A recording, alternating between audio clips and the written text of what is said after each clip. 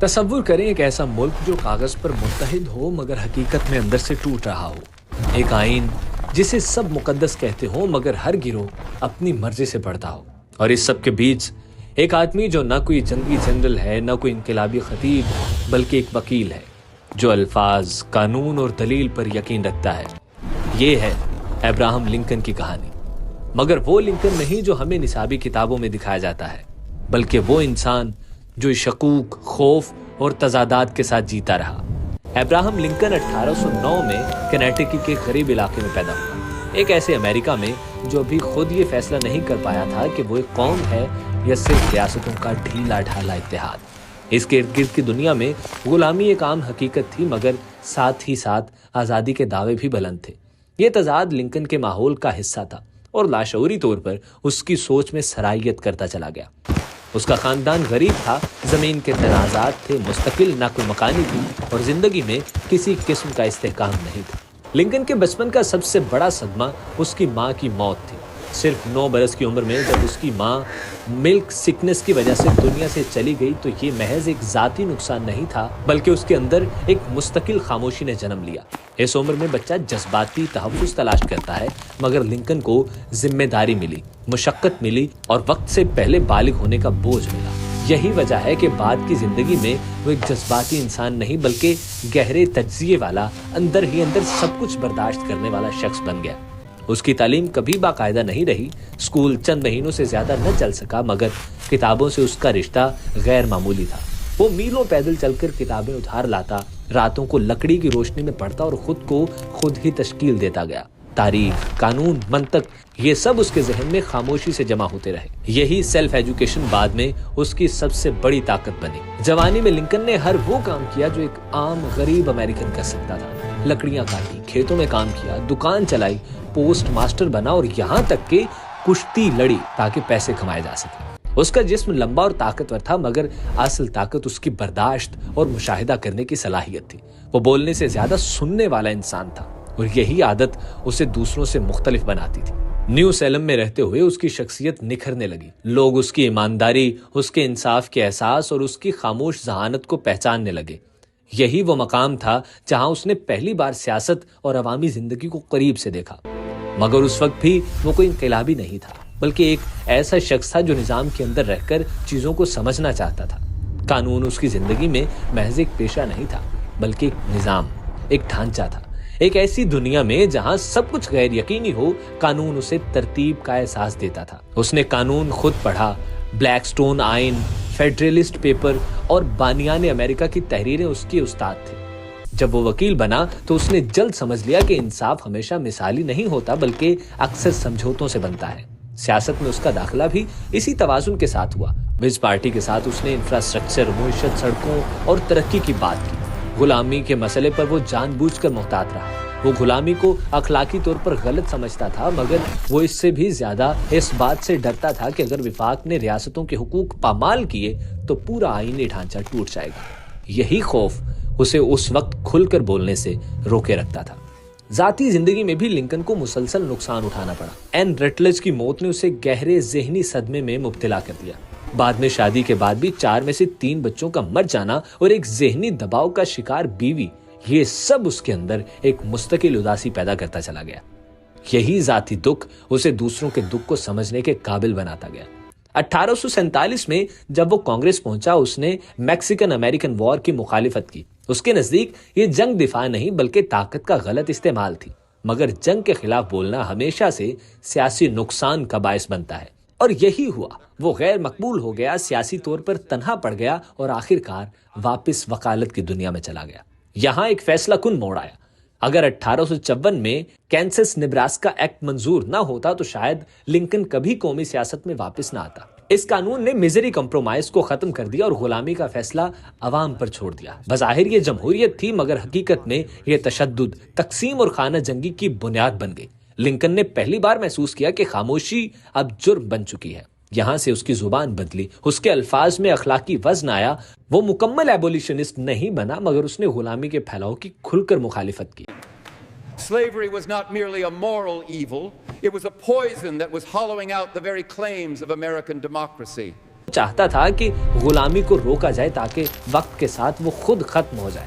1858 میں Stephen Douglas کے ساتھ ہونے والے مباحثے دراصل غلامی سے زیادہ آئین، ریاستوں کے حقوق اور قوم کے مستقبل پر تھے۔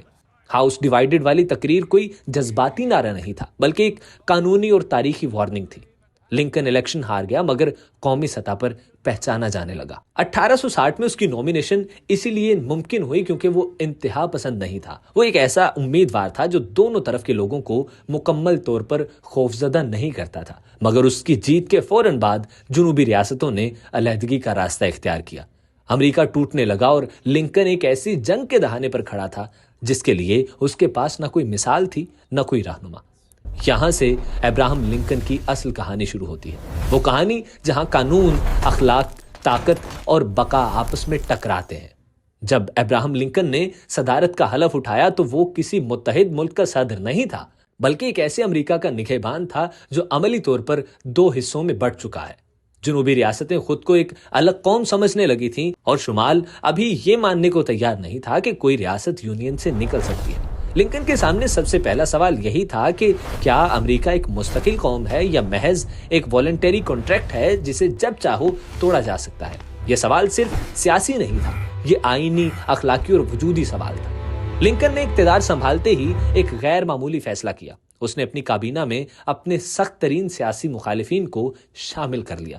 ولیم سیورڈ، سالمن چیز، ایڈورڈ بیٹس، یہ سب وہ لوگ تھے جو کبھی لنکن کو کمتر سمجھتے تھے، مگر لنکن کو شخصی انا سے زیادہ ریاست کی فکر تھی۔ وہ جانتا تھا کہ بحران کے وقت یس مین نہیں بلکہ اختلاف کرنے والے دماغ چاہیے۔ یہ فیصلہ بظاہر کمزوری لگتا تھا مگر بعد میں یہی اس کی سب سے بڑی طاقت ثابت ہوا۔ جنگ کے آغاز میں سب سے زیادہ بدعنوانی وار ڈپارٹمنٹ میں تھی۔ ٹھیکے، اسلحے، وردیاں، خوراک، ہر چیز میں لوٹ مار جاری تھی۔ لنکن نے سائمن کیمرون کو ہٹا کر ایڈورڈ اسٹیٹن کو وار ڈپارٹمنٹ کا سربراہ بنایا۔ اسٹیٹن سخت مزاج، بد دماغ مگر بے حد ایماندار تھا۔ اس نے پورے وار ڈپارٹمنٹ کو سینٹرلائزڈ کیا، آڈٹ شروع کی، جعلی ٹھیکے منسوخ کیے اور حکومت کو آج کے حساب سے اربوں ڈالر بچائے۔ یہی وہ لمحہ تھا جب لنکن نے یہ ثابت کیا کہ وہ صرف تقریری لیڈر نہیں بلکہ پریکٹیکل ایڈمنسٹریٹر بھی ہے۔ اسی دوران جنوبی ریاستوں کی علیحدگی کے اسباب پر بحث شدت اختیار کر گئی۔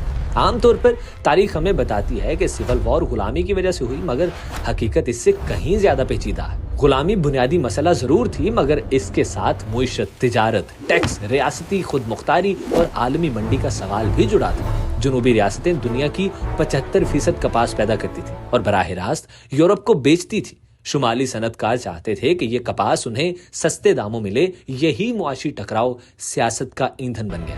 لنکن خود بھی شروع میں جنگ کو غلامی کے خاتمے کی جنگ نہیں بنانا چاہتا تھا، اس کی اولین ترجیح یونین کو بچانا تھی۔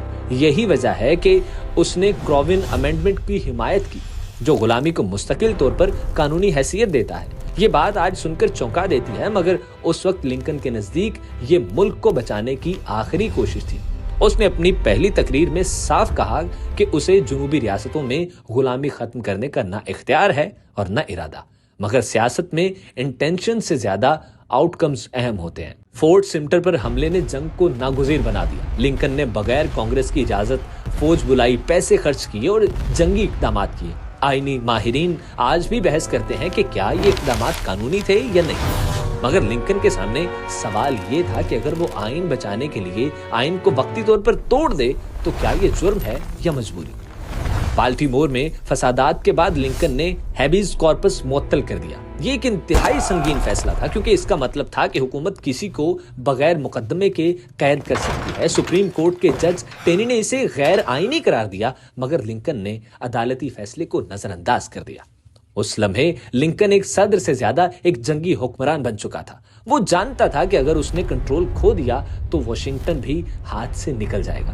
یہی لنکن کے کردار کا سب سے متنازع پہلو سامنے آتا ہے۔ اس نے ہزاروں افراد کو محض شک کی بنیاد پر گرفتار کروایا، اخبارات بند کیے، مخالف سیاستدانوں کو دبایا۔ کیا یہ آمرانہ رویہ تھا یا ریاست کی بقا کے لیے ناگزیر؟ یہی وہ سوال ہے جو آج تک مورخین کو تقسیم کیے ہوئے ہے۔ جنگ کے ابتدائی سال لنکن کے لیے مایوس کن تھے۔ جنرل ایک کے بعد ایک ناکام ہوتا گیا۔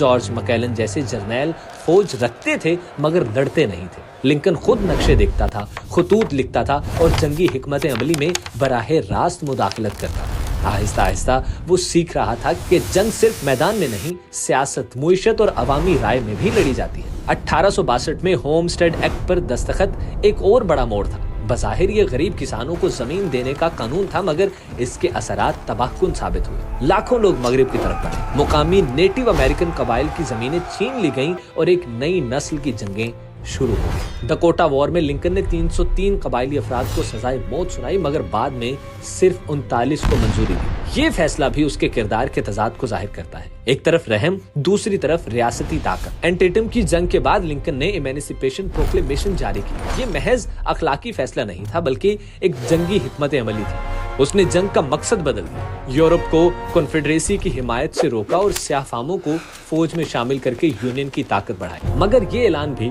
मुकम्मल आजादी नहीं लाया। कई रियासतों में गुलामी बरकरार रही और हकीकी आजादी में बरसों लगे। यहाँ से अमेरिका के अंदर तबकाती तसादुम शुरू हुआ। ड्राफ्ट लॉज ने गरीबों को मैदान में धकेल दिया, जबकि अमीर पैसे देकर बच निकले। न्यूयॉर्क के फसादात ने ये वाजे कर दिया कि जंग सिर्फ शमाल बमुकाबला जुनूब नहीं, बल्कि अमीर बमुकाबला गरीब भी है। स्याफामों पर हमले हुए, घरों को जलाया गया और लिंकन एक बार फिर अखलाकी बहरान के बीच खड़ा था। गेट्सबर्ग की तकरीर दरअसल एक नई कौम की तारीफ थी। लिंकन ने जंग को सिर्फ यूनियन की बका से निकालकर बराबरी और आजादी के नजरिए से जोड़ दिया। यही लम्हा था जब अमेरिका एक नजरियाती रियासत बनने लगा, न कि सिर्फ जुग्राफियाई इत्तेहाद। जंग के इख्तिताम पर लिंकन बदला नहीं चाहता था, वो तेज रीयूनिफिकेशन चाहता था, टुवर्ड नन विद मैलिक उसकी सोच का निचोड़ था। मगर वो ये देखने से पहले ही मारा गया। उसका ख्वाब पूरा होता या नहीं, उसकी मौत ने अमेरिका को एक और बहरान में धकेल दिया और रिकंस्ट्रक्शन वो न बन सका जो शायद लिंकन बनाता। लिंकन ना मुकम्मल फरिश्ता था और ना महज आमर। वो एक इंसान था जो एक नामुमकिन सूरत हाल में फैसला कर रहा था। उसने आइन तोड़ा, मगर शायद आइन को बचाने के लिए। उसने जुल्म किया, मगर शायद बड़े जुल्म को रोकने के लिए। यही वजह है कि सवाल आज भी जिंदा है, क्या अब्राहम लिंकन एक निजात दहिंदा था या ताकत का इस्तेमाल करने वाला एक सियासतदान? फैसला तारीख ने नहीं, हमें करना है।